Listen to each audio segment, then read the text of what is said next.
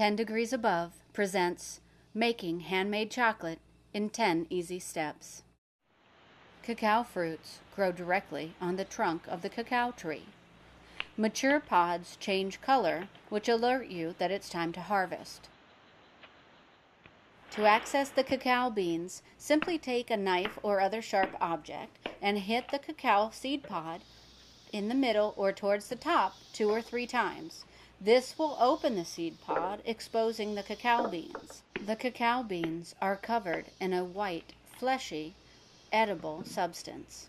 We put the cacao beans in a sterilized container and let them sit and ferment for 10 to 14 days. We add a tablespoon of sugar to help the process along.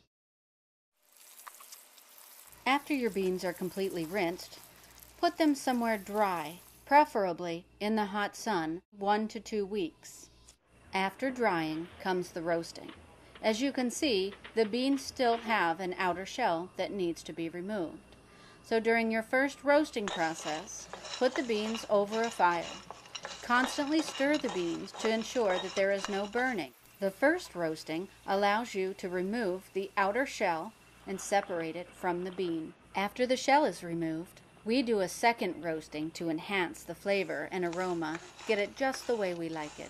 Remember to constantly stir the beans whenever they are over the heat source. Your beans will start to break down during the second roasting process.